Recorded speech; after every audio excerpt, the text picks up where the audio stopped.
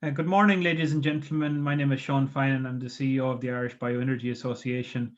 And I'm delighted to welcome you this morning to our 20th webinar in our series.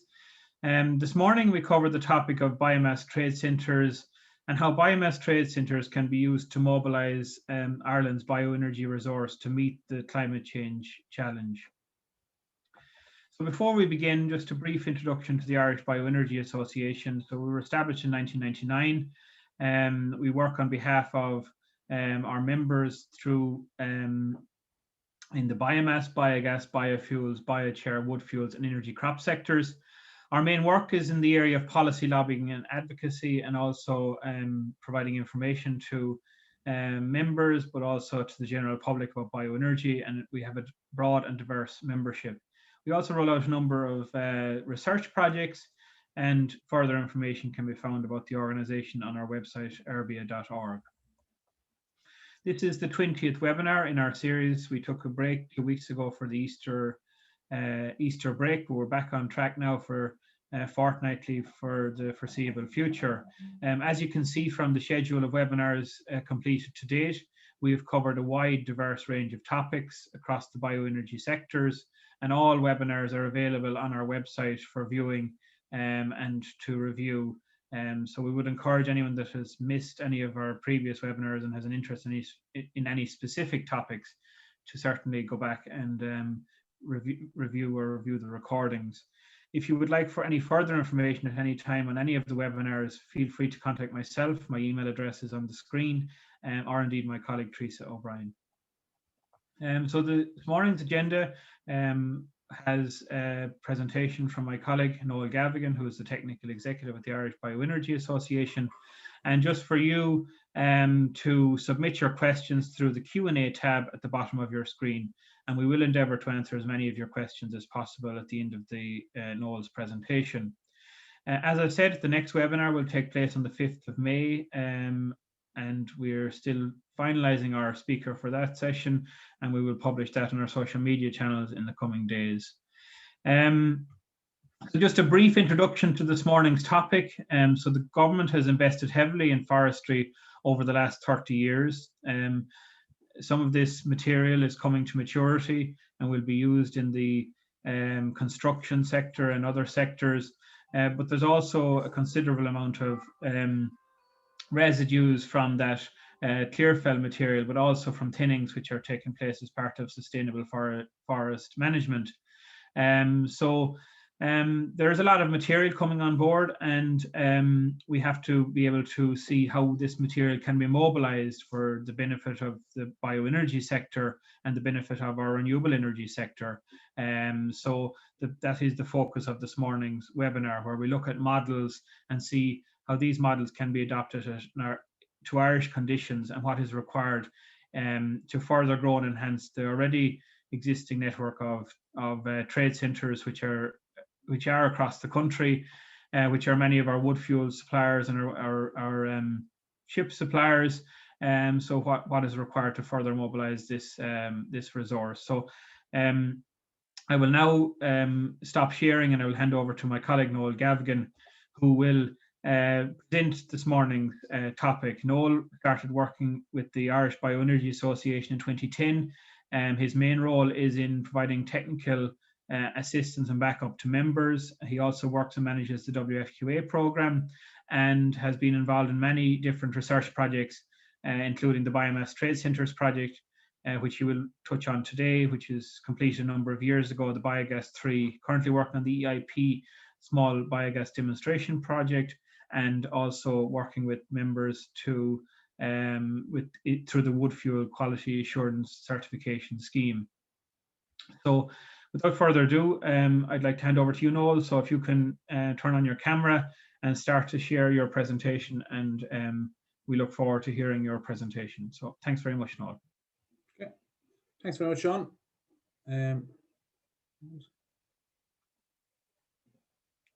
So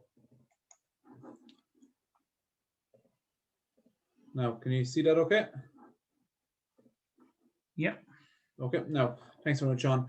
So I suppose today is to have a look at what ultimately we're looking at here is how we can mobilise bioenergy in Ireland in terms of where we're going to have a look at our raw material supply, look at some of the market options in it, and how best we can start tackling that. It's a nuanced area really in terms of how mobilization is probably one of our biggest challenges in the next while. But just to put things into context, why bioenergy is so important, being the first one, our source for this information is the World Bioenergy Association. But in terms of all renewables, bioenergy is by far, it's 2/3 of all renewable energy out there. Largely is through heating. In some countries it will be used for cooking to a large extent, but right across both the developing world and developed world, it's a common fuel for cooking here in Ireland and Italy and other European countries, and also provides electricity in many areas and biofuels for transport. So it's an extremely important part of the renewable energy mix and will always continue to be so. So it's just important to put that into context. From a European context, of the overall energy that Europe uses, 82% is fossil fuel or non-renewable. Bioenergy is a little over 10%, whereas all the other renewables add up to a little over 7%. So it is larger than all the other renewables combined. And again, due to its prominent use in heating, and that's where its main strength is. So it's something that it is with us and will be with us for a long time, and it's an extremely important part of the whole mix. Now, I won't dwell too much on this slide.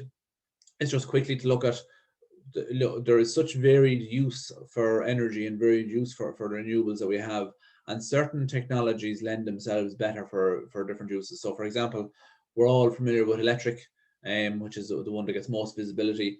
Wind and solar, wind in particular, is able to provide electricity, renewable electricity, cheaper than anything else. You have solar PV and hydro come in there, and biomass CHP is useful wherever you've got a large heat use. But in general, it's a more expensive form of electricity. But the real strengths there are wind and solar. Where biomass really fits in, solid biomass, is for heating. So whether it's commercial heat, whether it's industrial or domestic heat, it's an area where it's got its particular strengths in terms of it's a fuel you can store, you can use it on demand, it's convenient, and it's able to produce high temperatures, which other renewables struggle to do. Obviously, in the bioenergy area, transport is a big area as well for biomethane and bioethanol and others. So it is a huge place there too. But for the moment, we're going to be concentrating on the solid materials, which are primarily for heat. Sorry, this is flicking on a bit fast. So the context for Ireland, we have our National Energy and Climate Plan. Ultimately, in that, we're looking at upgrading 500,000 homes to a B2 within 10 years. Now, there's a big question as to whether we'll be able to upgrade 55,000 houses a year, and many feel we're absolutely going to struggle to do that. We're struggling to build 30,000 houses a year. The idea of us deep retrofitting another 55, it's very hard to see that happening. But to decarbonize a lot of domestic and particularly larger domestic buildings, definitely bioenergy has a major part to play in that, and it's something that can be done very rapidly. And it's an area that we do think is going to get a lot more attention in the next 2 to 3 years. So 1/3 of commercial buildings, we're looking to move them all to a B2 rating by 2030. But there is, again, a huge sector there that uses high-grade heat. You cannot heat those, provided heating with heat pumps or with any other form of renewable energy. So really, it is biomass is what comes in there. The public sector buildings, there's a need for major retrofit there, and both in terms of the heating appliances that they have and in insulation terms. So there is a lot to happen in the next 10 years, and bioenergy has a major part to play. Obviously enough, we're looking at the banning of installation of new oil and gas boilers in the coming years, which will have a major impact. So those areas, it all points to that there is a need for much greater mix. IRB will be releasing, along with her partners in Renewable Energy Ireland, the heat plan in the next number of weeks, which will give a lot more focus on that, and we'll watch out for that webinar, because it'll be very interesting in terms of the heat demands that are out there and how they can be met. Look, there's a need for all technologies, and all have a critical role to play in the challenge ahead. So bioenergy, again, in its role for decarbonising heat, it is the largest source of renewable energy in Europe. Predominantly, its uses in heat, both in commercial and industrial, residential, Again, going back to the convenience for residential, going back to the fact that in commercial and industrial, it is both convenient, low cost, and the fact that you can provide high grade heat. So when you want temperatures above 60, 70 degrees, really and truly bioenergy is the one that stands out as being able to provide that at low cost. And a lot of industrial systems where you're using steam, say 150 degrees plus, or where you're in the several hundred degrees, really and truly you're looking at biomass is the only thing that can provide that level of heat.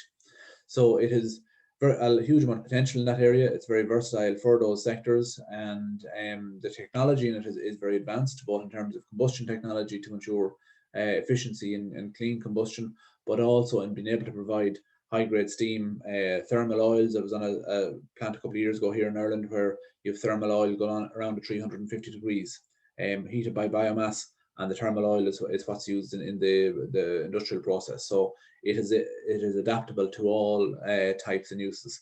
So and again, it's a low-cost energy storage mechanism. So you do have the advantage of being able to use the heat on demand. It's not an intermittent supply. So it has its advantages, and it is definitely a strong role to play. Just very quickly, some of you have probably seen this before if you've watched some of the presentations previously, but it's a very important point to make in terms of what biomass can deliver in terms of economics for Ireland Inc. as well as for the user. And we've done this comparison some time ago, looking at, say, 1 ton of wood chip and replacing, it works out at about 333 litres of kerosene, and what advantage that has to the economy, or what it's going to actually do. The cost of that obviously varies, but we're taking a price of 67 cents a litre. There is a certain amount of VAT on that. There's a certain amount of cost in transporting that to the customer, but ultimately out of that 64 cent, the vast majority of it is paying for the oil itself, and those funds are leaving the country. So out of that total cost of 213 euros, approximately 174 is leaving the economy. So it's just to put that into context. If we're looking at wood chip to provide the same level of heat, we're looking at 120 euros plus VAT for the fuel. The cost for the customer is 136 euros. So they're saving 77 euros first off. Now that has to go and pay for the boiler and pay for the infrastructure to have the boiler in there. So there is obviously some capital cost to pay off. But ultimately, when you look at the exported funds from that, really the exported funds are a certain percentage going towards the installation itself, and possibly for equipment such as wood chippers, whatever else. But largely, the vast majority of the spend, or that the original 213 euros, effectively you're keeping 200 euros of that in the country. So it's very valuable in terms of maintaining the rural economy. And remember, this all goes to rural economy, and we can't underestimate the value of that to us. Now, to go back into the forestry resource and what we're looking at, again, the value to the rural economy, why we're looking at trade centres and the importance of them. We have in Ireland quite a large forestry sector, in terms of, I think we're on we've 600,000-700,000 hectares. Sorry, I don't have the number off the top of my head, but it is in two halves, you could say. Approximately half is owned by the state through Coillte and managed by Coillte, and the other half is privately owned. And it's a critical importance and difference in the two of those. The Coillte, the publicly owned forestry, is all long-standing. It was planted, has been planted for several decades, and it is supplying this red line here, which is, and these are the forecasts done by Coford. It is able to supply a steady stream because the forestry is in full rotation at this point in time. You have mature stock, you have young stock, you have in-between stock. And we can predict a strong, steady supply from that forestry resource. Now, the difficulty is Coillte and the state is not actually acquiring any new forestry, or very, very little. So the growth over the last number of years in planting has been in the private sector. So from about 1990 onwards, we had a major program of plantation, and you can see you plant in 1990, within 25, 30 years later, you start to see the increase in supply of timber out of those trees as they reach thinning stages of maturity. Now, the predictions, as you can see here, we're in 2021, and we're looking at, in the next 5 years, an expansion of more than double is the expectation of what's available to us. How do we mobilize that? And I'm going to go through some of the difficulties in that and the need for a trade centre program. But it is a critical component of how we're going to mobilize that renewable resource to us in the coming years, and to get the best value from it. As I said, they're publicly owned, managed by Quilcha. It's highly organized. There's lots of biomass available. There's regular supply, and regular reliable supply that you can count on. There's large plantations, large quantities, and it's a fairly well developed forestry system that our sawmill sector and our renewable sector relies on here in Ireland. So it is well developed, and it is the mainstay of what we have. But in time, we have to see that is going to be only half the output. The private growers, we have a huge number of private growers in the country. The issue is mobilizing that. It's quite fragmented. The average size is 8 hectares. There, as I say here, is generally single purchase transaction. So if a private grower is looking to do a first tinning or is looking to do a clear fell, they're only making those decisions once every 35 or 40 years. So it's a big decision. It takes time for them to make that decision. They're weighing up their options. So these things move slowly. And again, when those decisions are made, it's generally smaller quantities because they're smaller plantations. So we need a lot of support to mobilize those sectors. Now, in fairness, there has been some very good progress being made in private grower groups over the last number of years, and they've joined into a singular group as well to represent themselves at state level. So that is a major help, because obviously there's lots of other things going on in forestry rather than just bioenergy coming out of it. So, but one of the good things that has happened over the last couple of years is that they are mobilizing at that level, and it's to continue that. And how do we develop the mobilization at the level they're at, also into the operations, and continue to make sure that we bring out all that material. There are other challenges there, such as certification for single growers. There's a lot of things that have to happen there. If we want to look at, say, PEFC or FSC sustainability, we have a very good forestry system here in our felling license system. It's one of the best that's out there, and it really does everything it needs to do in terms of protecting sustainable forest management. And it's second to none, but it doesn't stand for international certification, and perhaps it should, through PEFC or FSC. And it has left the private growers at the moment in a situation where they can't actually get their material certified for FSC. So if you're going into a sawmill that wants FSC certified material, it becomes an issue, and it is going to become more and more of an issue in the coming years. So it is one of the greatest challenges we're going to face. But it's a paper challenge, and it should be something that we can tackle correctly. Now, again, that's going a bit away from what we're looking at talking here today. So essentially, what is a biomass depot or trade centre? The idea of this is that you have trading hubs. We have trading hubs for milk and different things in the country, for different agricultural produces. We need to have trading centres for biomass, so that they will purchase the raw material, that they'll be able to have the facilities there to store raw material, to process it into everything from, you have different forestry products, so it's not all about fuel. So how can you process those? How can you store them, pack them, market them? All that is something that an individual grower is not going to do themselves. So you do need these depots. We do need to have set up these processes that will be able to manage the material, and will be able to ensure that we've got a free-flowing system. If you go over to other European countries, we're unique here in Ireland, or have a challenge. We don't have a forestry history here. We didn't have forestry here for a long time. We definitely didn't have private forestry. And this is we're only hitting the point where our first planters are starting to get to a point where they're going to be harvesting. So you go over to other European countries, and it's a continual cycle, right, for hundreds of years, non-stop. So they have all these depots in place. They have all the infrastructure and the general societal backup for all of it. It's something that happens on a regular basis.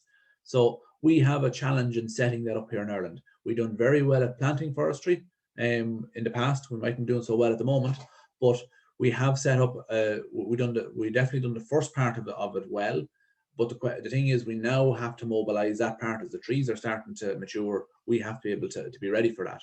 So we need a one-stop shop for the grower. We also need a one-stop shop for the purchaser. So if you're somebody that's looking for fuel, or looking for other produce, you don't really want to be going around to 15 different growers in your area.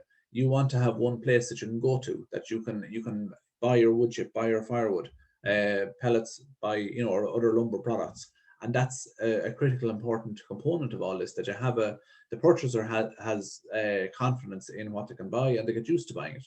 So if you're looking really at a privately owned trade depot, that can be privately owned, cooperatively owned, or a producer organization owned, and these are the structures we have to look at, and it most likely to be a mix of possibly all three across the country to get this mobilized correctly. So what do you need to set up a depot? Relatively simple put. You need a site, you need storage facilities, sheds and others, you need processing equipment to depending on what you're actually going to produce. You obviously need things like your infrastructure, your office, your weighbridge, your machinery for moving items around, and you need staff that know what they're doing. You need an operational know-how, and you need to set up all these processes. So there is a little bit of work on it. It's not something that quite often it's something like this. You're often doing something simple first, and fuel is an easy one. You start off doing something like firewood or wood chip, and then you can start looking at other products. But you need to get things set up in and once you have cash flow going on that and you have a system going, you can start developing other products. But getting things to that point is the ongoing challenge. So if you're looking at, say, the cooperatively owned depot, obviously existing co-ops can take this on. It's an opportunity for them. Or you're looking at forming a new co-op between growers. Now, in order to do that, you're going to need someone has to coordinate all that. You need to pull different growers together into a singular group. As I said already, there is good elements of that, and they have grower groups, and they seem to be operating very, very well and well mobilized. So that part of it, in fairness, has worked quite well. We were doing the Biomass Trade Centre project several years ago, looking at exactly what we're looking at today, and that hadn't happened. There was very loose groupings, if at all. So they have developed quite a lot in that time. So in fairness, things have moved on. But time is required. You need to put the coordination into it to get those growers working together, to get them mobilized. And often it's a case of, as I said, people are making a decision once every 35 to 40 years in a clear fell, and tinnings a bit more often. So they need to have confidence and trust. So you need good advice coming out of these groups, and discussion groups that we see for other parts of agriculture have worked very well. You need something similar here, so people, the owner is knowledgeable and has confidence in what they're doing, has confidence in the decisions that they have to make, and therefore happy to make those decisions and start the supply chain going. So all of that is critically important. They do need that secure outlet as a grower, and they also need to know that they're getting paid obviously a fair price. So all of this lends itself to ensuring that we set these systems up in as robust a manner as we can, and in a manner that everyone can rely on. The privately owned depot, there are quite a number of advantages to that, and we have a number of them set up in this country in the last number of years.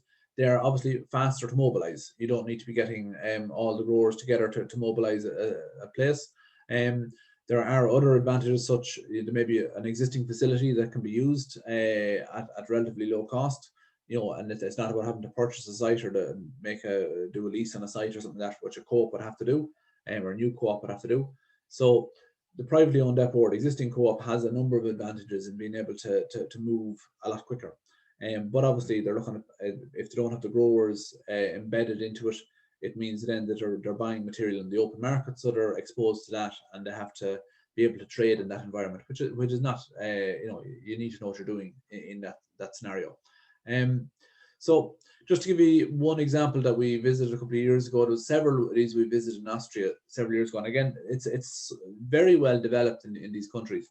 But this is a particularly good example, but a very typical example. They were, I can't see there's a logo here in green up on the top corner of that shed, but there's a grouping of, I think, about a dozen of these co-ops in eastern Austria that all operate under the one umbrella. So you have a co-op structure which has moved into a much larger operation. This current one had, or in Hartberg, had 20,000 hectares of forestry spread across its growers. And effectively what would happen there is, as each grower comes along and makes a decision to tin or to fell, they go to their co-op, they bring the raw material. If it's suitable for firewood, they'll bring it into the centre here. It's processed into firewood. And while we were there, you could see cars coming and going, filling up their own firewood and paying for it and driving off. So for the customer, it was very convenient. For the grower, it was very convenient because they're making that one decision every so often to do a thinning, and they know exactly where they're going with it. They know they're getting a fair price.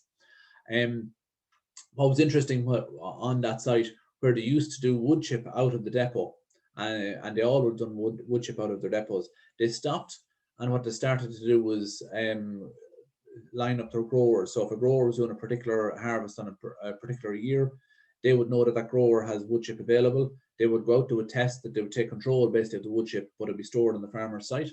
And when the local hotels were ringing up, as it would on a regular basis, looking for fuel supply, they would just ring the co-op, and the co-op would know what growers in the area had wood chip available and whether it was suitable quality, and then they would organise the grower themselves to deliver to the hotel. So you could have, one hotel that they'll have one bill, or one person that they're billing with and making orders with, but they could, over the course of the year, have a number of different people delivering in fuel, but it's all regulated and made sure it's of the right quality. So it allows a huge level of flexibility and a huge level of opportunity for everyone to, the farmer, the grower has got multiple outlets, all operated through it, and he knows he's getting paid. He's not having to, it just made a much smoother and more efficient system. So within the co-op then as well, they were trading in all sorts of other items. They were doing lumber wood, because once it started doing the fuels, then they started doing road fuels, or they were selling diesel and biodiesel there, just on a card on the side of the road. So they were able to utilize the facility. These were all logs for gasification stoves, but they were looking at other products that they could use. Once they had the facility, it opened up other opportunities for them.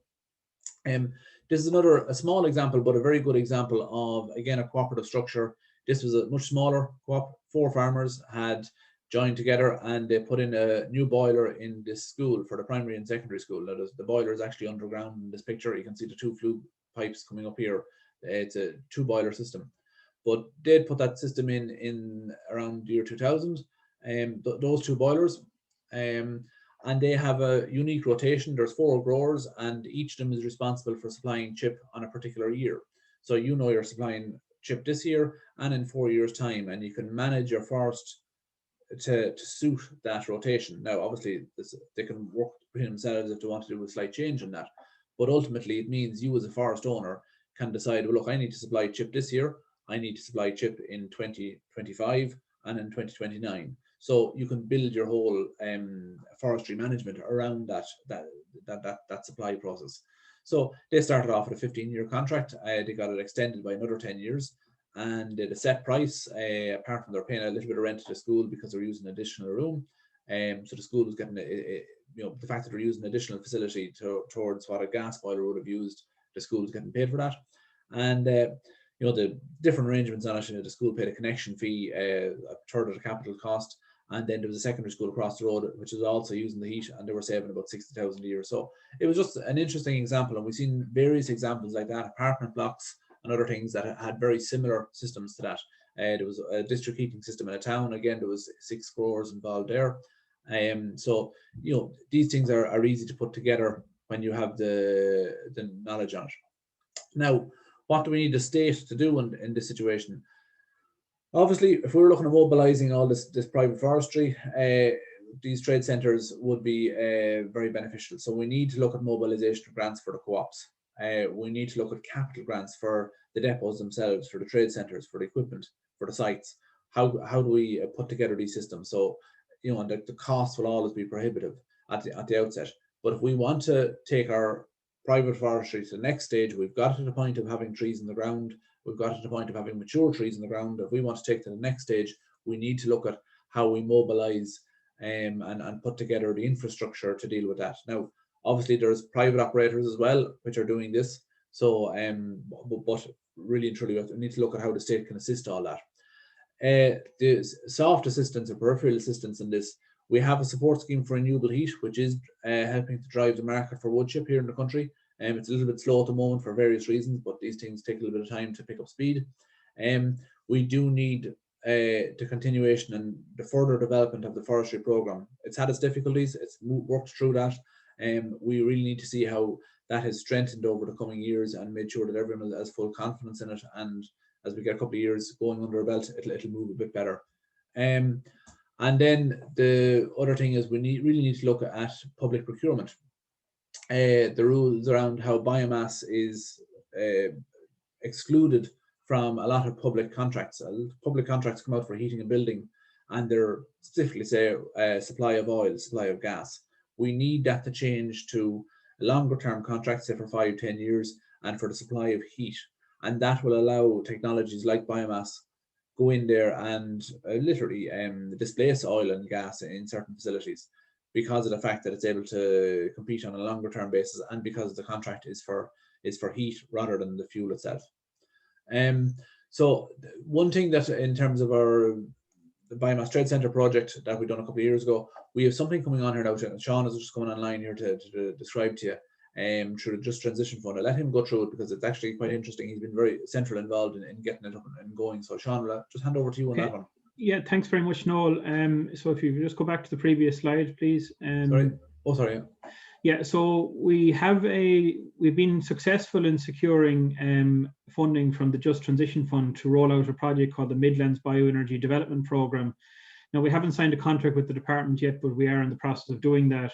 So it's a 2.5-year project, and really Noel has focused so far in his presentation about how we get these trade centres up and running. But this project kind of has this at the core. So it's focused on bioenergy development projects in the Midlands. So it's focused on farmers and small to medium businesses.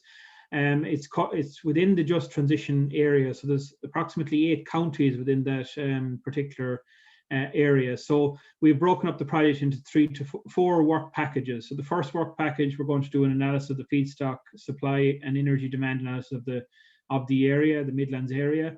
So that will be done in 2021, later this year, as will work package 2, where we have to work out what are the needs of the particular producers, stakeholders, and energy users in the particular catchment area. And based on the information gathered in work package 1 and 2, we will then design an information and knowledge transfer program to develop the gaps in information, to develop the gaps within enterprises and help and assist companies diversify, but also new businesses to be established. If you can move on, Noel, then to work package 4, which is the main work package, which is the next slide. So this is the main work package in this program, and what it does is it's our organization providing mentoring and technical advice to the developing startup enterprises in the bioenergy sector in the Midlands region. So the startups will cover areas of biomass production, biogas production, wood fuel, energy crop processing and production, and even biochar production and usage. So it will cover all of the bioenergy sectors.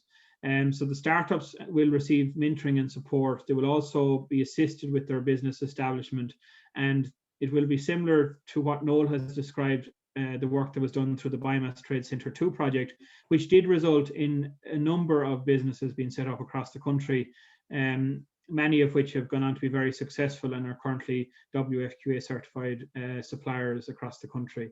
So this is a project which we're excited about. As I said, further details will be provided in due course. We will be launching the project in due course as well once we have our contract signed with the department, but we do envisage that it will commence approximately August, September time in 2021 and run until the end of 2023 with 12 new businesses established at that stage through the project. So I'll hand back to Noel for the last 2 or 3 slides to complete your presentation, and we'll take questions, but continue to put your questions in through the Q&A tab at the bottom of the screen, and we'll go through them in a couple of minutes. So Noel, hand it back to you. Okay.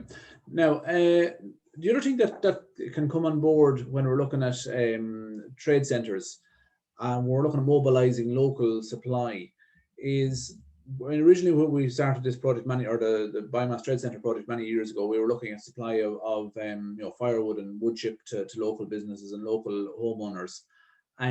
What has come on recently, and we'll see it in the heat plan in a couple of weeks' time, is the whole area of district heating.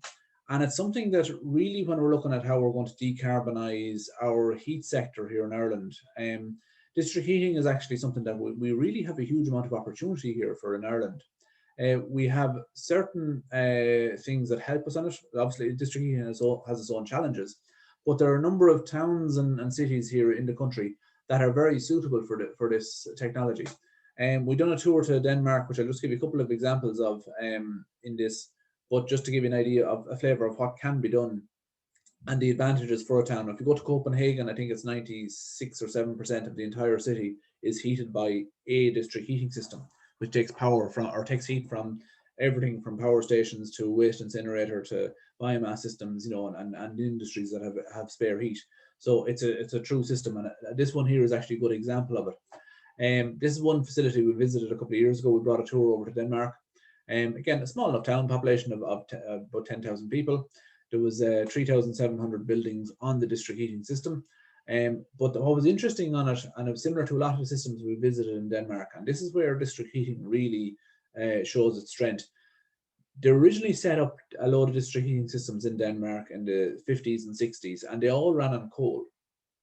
But then in the 1970s, they discovered gas in the North Sea, and they converted all of the coal stations onto gas instead.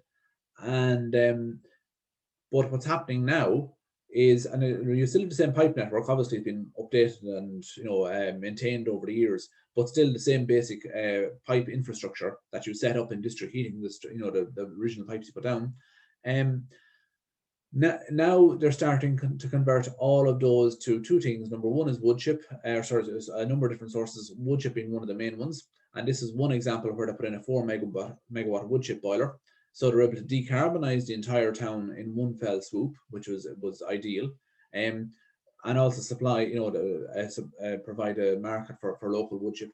But in that, it just shows the robustness of having district heating. That's something we really need to look at a lot more of here in Ireland, because we have similar enough climate to Denmark. It's not that dissimilar, and we have similar heating needs, and it works very well for places like that. Now, what was interesting in this town is, I don't know if I can get a cursor on screen. Up here, you have DuPont Nutrition, have a major production facility here. And when we were there, I think it was 2016, this was the district heating system plant that we visited. But since that, DuPont have invested heavily in the town further and put in their own wood chip heating facility to replace where they were using 18,000 tons of coal. So they've managed to reduce their emissions, but they also sell the excess heat from that their own boiler into the district heating system in the town. Another facility we came across in Sweden, I don't have a slide on it, was where they were looking at, they had a district heating system in the town, and because the district heating system was available there to buy surplus heat, they were able to land a major industrial investor into the town because of the fact that this facility was going to produce excess heat and would be able to sell that excess heat to the town itself. So for an entity like that, an industry like that, when you're looking as a town to try and invite in jobs and invite in investment, having the facility to not just provide the labor force and provide the siting and all that, but being able to provide a saleable item for the facility that you can buy the excess heat off them is very useful. And certain processes have excess heat that are just pumping out into the air. So it's just part of nature of what they do. So there is a lot of advantages in terms of future-proofing the town and making sure that you're helping other investments and inviting other investments into the town. Another example, sorry, was Sonarom in Denmark. Again, a similar size system of 4.6 megawatt district heating plant, again running on wood chip, 1,700 residents, but a lot of industrial premises in that town. And it was bespoke, again, similar to the last one. They're automatic running plants. You fuel them up. Somebody might be in there Monday to Friday, but they will operate themselves over the course of the weekend, fully automatically. So the technology is advanced dramatically in that. I see a couple of questions on that, which we'll talk about later on. But that sort of facility, your trucks back in here into your two open bays. That's a 250 ton hot water cylinder for the town, basically. so it gives you some buffer capacity. But this sort of thing is something I think would really lend itself to a biomass trade centre. When you have a town, when you have industry that you can provide that heat to, and again, some industry wants heat, other industries have excess heat, and it allows you to do that trading and to make the entire town more efficient. I think it's something that we really should be looking at. And Ireland, actually, when we look at a number of the figures, it lends itself quite well to doing things like that. So it's just something I want to leave you with. We'll go for questions now shortly, but last thing there, you're all very familiar with the work we do on the Wood Fuel Quality Assurance Scheme. It's a good example, I suppose, through that and through the Biomass Trade Centre several years ago.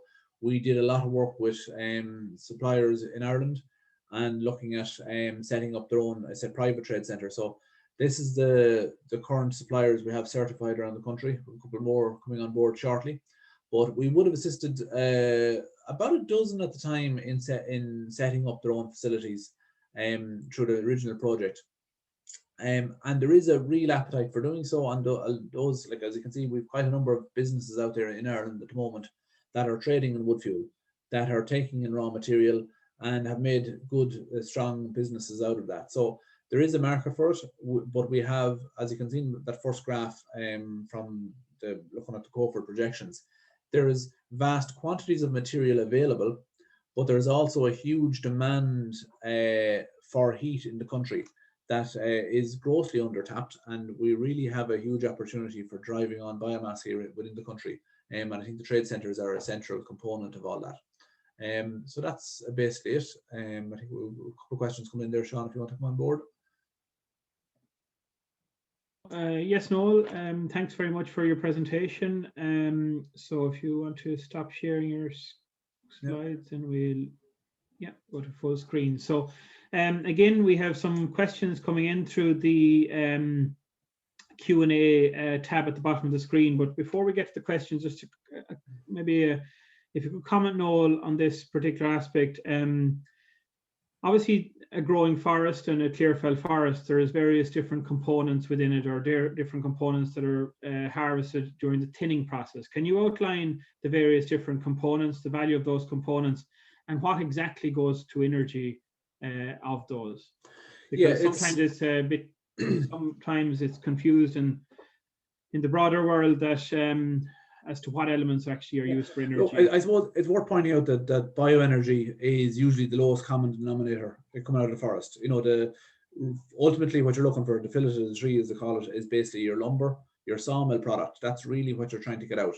Now, when you're going to first thinnings and things like that, you may not have much sawmill product, but you will have things like stake wood, pallet wood, boxwood. There's different grades. I'm not a forester, I'm not 100% familiar with them all, but they're all higher values for that timber, and it's where you have a material use for the timber, which is always more, or nearly always more valuable than energy use. So that's the main part of the tree. But obviously, when you're doing harvesting, you have thinnings, you have the trees that are too crooked for a sawmill, you have those that are on the side of the forest with too much knots, you have the side branches, you have the top of the tree. All of that is very useful, for energy. And predominantly that's where your energy product would come from. About 60% is sawmill product and about 40% is byproduct. And even the sawdust itself is a major source of raw material for energy supply. And used to produce pellets. Yes. Okay, getting to the questions in, we have a question from Karen here. So it's just about biomass boiler systems suitable for SMEs and farm scales. So we can follow on, Karen, with details to you, specific systems. But if you could clarify, Noel, where scrubbers, clarify which systems incorporate scrubbers for emissions as part of the equipment. So yeah, the emissions is something that we're doing quite a bit of work on in the last couple of years. When you're burning biomass, you have to ensure that it's burned correctly, and that you have the scrubbers at the end of the process. So one of the issues is if you don't burn a solid fuel correctly, or even any sort of fuel correctly, you will have emissions of undesirable materials such as particulates, sometimes nitrous oxide, not so much nitrous when you're dealing with biomass, but definitely particulates. So what you need to have is good, clean combustion. Now, the technology has advanced dramatically in recent years to ensure, first of all, it makes it more efficient. because you're complete burning, but also it reduces your particulates and eliminates the particulates, which is a critical component of it. Now, different things, the technology that you're using and the fuel quality are critically important there. So whether it's firewood for domestic or pellet or wood chip for industrial, you need to have the right quality going into the right boiler. And then after that, there's different technologies. After the combustion process itself, you can then have things like electrostatic precipitators or bag filters to remove the remaining or any potentially remaining particulates to polish the outgoing air. Okay, thanks, Noel. And again, we can send on some details to Karen of Biomass Boiler Systems for SMEs and farm scale, or just context of companies that are providing such systems. Yeah, we have just completed, or in the process of completing a project looking at air emissions coming from EPA licensed sites that are looking to use biomass boilers. And what's very interesting in that, we have a whole new screening system for that, and looking to see, is there an impact on local air quality? Now, it was very much done by a company that would tell you yes or no. They're very robust in their determination. But what we really liked about what came out at the end of it was, there's, the biomass boilers that are out there do not cause an impact on local air quality, because they are good, clean combustion. So we're delighted to see that when you put it through proper air models. Okay, a question here from Mila on the WFQA about the sustainability requirements for the WFQA cert. So could you just outline all? Yeah, within the WFQA, we look for felling licensing systems first, because that is compliant with EU law, but it actually ties itself in. We're bringing the RED II directive into the WFQA now this year. And effectively, what you're looking at there is, there's a number of criteria for sustainability. Number one is the carbon emissions, that you've at least a reduction of 80%. Generally, with wood chip and firewood, you're looking at 90% plus reduction in emissions. There's a small amount of emissions from processing and electricity use and whatever else. But also you're looking at protection of watercourses, protection of ecosystems, protection of the forest resource itself, that it's sustainably managed. There's a whole host of different, I can't remember all the different topics on it, but the RED II directive, in fairness, is a very robust document in terms of what the requirements are. And I know they're looking at even upgrading that again. So we're quite confident looking through that. It's something been a part of my work for the last number of months, looking at the RED II directive and how we can fit that into sustainable Irish flow of material. Irish material doesn't have an issue. And we look at, obviously there can be issues with stuff coming from far afield, and the other side of the world is a real issue, obviously. But the RED II directive has taken that on and really addressed those issues, and it does, clearly show where certain materials, there might be biomass, but they're not sustainable. But there are a huge level of materials, and there's a whole suite of different measures that you can look at to determine whether something is sustainable or not. So it's not a scoring system, but it's either a yes or no on many of those criteria that you must protect the natural environment. So it's a robust system that we're very happy. We have a previous webinar on that if they want to look it up as well. Yep. Okay. I'll take the next one, Noel, just to give you a bit of a break for a second. And it's just a question on any update on the felling licenses. So obviously issues in terms of the awarding of licenses is posing a problem, or has posed a problem over the last number of months for some of our members, wood fuel members particularly, who are depending on sourcing material to process. We understand that the Minister obviously launched Project Woodland a number of weeks ago now, and that there are a number of work streams within that particular strategy, and the first one is actually reducing the backlogs in terms of the licensing system. So I don't have any update to give you this morning, only that we understand that progress has been made, and that it is envisaged that the work streams that have been put in place by the Minister will hopefully help to eliminate and address the issues which are currently there in terms of licensing. So that's really the update on that. And then just a question from John here. Will the SSRH scheme be expanded more rapidly soon? As chairman of the North East Forestry Group, we have ash dieback material coming in the market, which is not suitable for firewood, but ideal material to kickstart a local biomass supply chain. So I suppose just to give you an update on that, John, we're working very closely with Ray and his team in the SEAI with regard to the rollout of the SSRH program. I'm glad to report that there are now a number of projects on the payment cycle, and indeed there are quite a few projects in the inspection cycle at the moment being inspected, are the final stages of their before payment. So we do envisage that the scheme will further grow and enhance. Obviously, there'll be promotional activities required in order to develop that. But we would also be looking into the future and seeing maybe what way potentially the scheme could be expanded to take in more larger energy users by encouraging larger heat users to participate in the SSRH program. And certainly I agree with your point, and I could let Noel come in just as a comment on this. It's local supply chains that we need to be developing, because obviously biomass ideally needs to be used at a local level. So groups like yourselves providing that material to your local heat users through the support scheme for renewable heat is the model which we would all aspire to, and we believe that will happen as the program develops and enhances over the next number of years, and we will continue to work with the SEI to help and assist on that effort. Noel, do you want to come in on that point, and particularly the point about local supply chains, because that's obviously the focus of our presentation this morning? Yeah, well, look, just to I suppose echo what you were saying there in terms of, you know, biomass. You tend not to go long distances with it because it's just not you know, it's a bulky material. So keeping the supply local is critically important. But it's if we're looking at setting up a robust system here, really and truly, any of the co-op systems we've seen across Europe, it's generally locally owned. It's all within, you know, 10-15 kilometers that these things operate on. It doesn't lend itself for long distance travel. It can, but you know, it's better off to keep it as local as possible. And again, it allows for a much more robust, say, rural economy, where you've got that, you know, the local growers are supplying the local hotel or the local factory with a heating fuel or process fuel. So it lends itself much better to having a more robust system in place.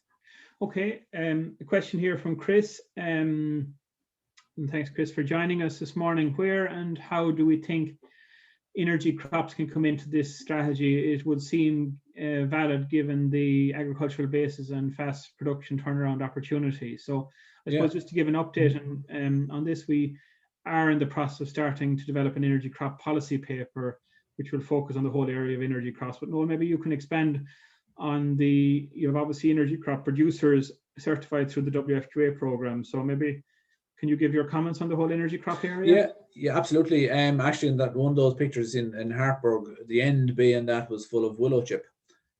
So it's another material. I mean, it's again, forestry provides a base of material and quite a lot of it, but there's every opportunity to provide other materials, whether it's willow crop, whether it's poplar.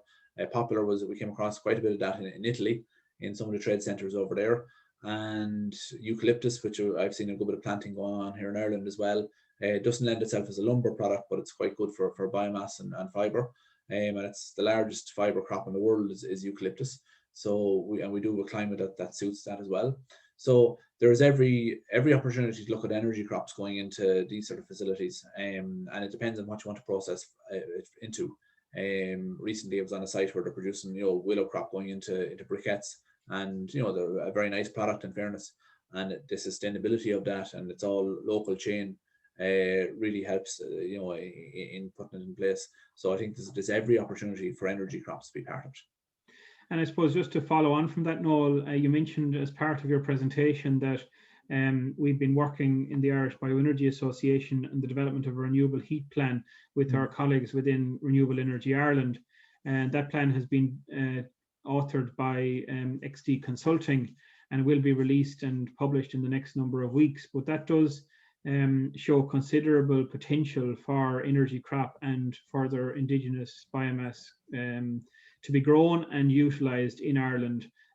So That plan, I would encourage you to read it once it is published, and it certainly articulates the huge opportunity which exists to further enhance and grow energy crop in the country in the form of willow or short rotation forestry, and that could be utilised in local supply chains.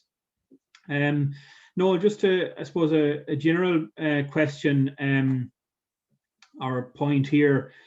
Could you just outline, in terms of the WFQA members which operate trade centres at the moment, or provide a similar service to what a trade centre would provide, what are the key pieces of equipment and infrastructure that they need in order, or that's needed for one of these facilities? Would you be able to just outline that? Yeah, I suppose to start out really and truly, I suppose the two main products we see going through at the moment is the wood chip and the firewood, and there's slightly different requirements for each. Wood chip, you tend to see that operating where you need large storage areas. For both, you need relatively large storage areas for raw material. This time of the year, you tend to be stocking up with raw material for supply in the following heating season. You know, if you're taking in stuff late in the season, it's much more difficult to get it dry enough for use as a fuel. So really and truly, the first thing you need is good storage areas for that raw material. Usually that's outside. After that, you're looking at, if it's firewood, obviously you're looking at a processor. You're looking at a bagging system, whether it's bagging or large pallet wrapping or loose. There's very few doing loose actually. So, but you do need a facility there to obviously pack the firewood. You need testing systems. One of the things in our audit, we're insisting that people have to have an oven test on site, so that they need to be able to test the moisture.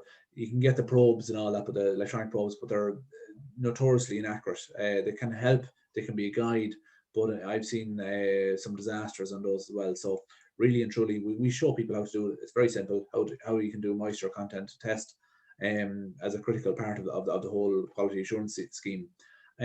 Wood chip, I mean, you're really looking at there, most people will chip directly from an outside store, an outside storage area, direct into a storage shed. So chipping, some people will have their own chipper, but quite often it's a contractor's machine. I mean, a contractor can come in and chip, you know, a month's supply in a day or so. So you don't necessarily need to have your own machine.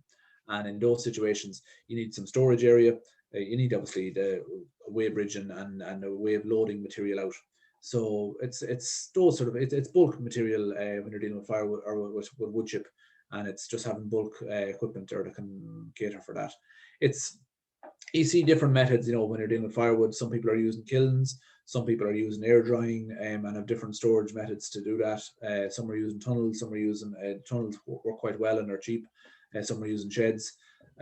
So it all comes down to various different systems there, but the critical thing is to get the firewood in particular down to under 25% for our standard. We're moving that to under 20% in the next couple of years, and that does two things: brings up the efficiency and brings down emissions when it is combusted. But having those facilities there to get the firewood down to the right moisture content, get the wood chip down to the right moisture content, before shipping out. So it's, to be honest with you, most of the process in terms of biomass is obviously is getting it dried. That's usually the most critical point from a quality assurance point of view. And do you believe, Noel, that there's capital grants required in order to help and assist with the provision of some of this equipment and infrastructure? I think it's always a help to have that. I mean, you do see in particular, as we're moving more say towards the 20% level, I think we should be looking at some sort of support for that. And I was looking at larger. So you're looking at an equivalent scheme for farm, like you have the targeted agricultural modernization scheme for farmers. You're looking at a similar scheme for biomass suppliers, effectively. Yes. And you know, it can be different forms of equipment, whether it's processors, and there is, like, a Fairness Leader have provided funding for quite a number of people around the country on that level. Definitely, I think we should be looking at, say, laboratory equipment for different suppliers, that they could have upgrade their equipment in that level. So things like that, which will obviously benefit getting it in place. And there's ongoing discussions, I suppose, with the WFQA members around all of that stuff, and the Irish Bioenergy Association will be putting together maybe policy proposals and lobbying on that over the next few months. Just a final comment, because we're coming very close to the end here, from Justin Maguire. Thanks, Justin, for logging in and for your comment.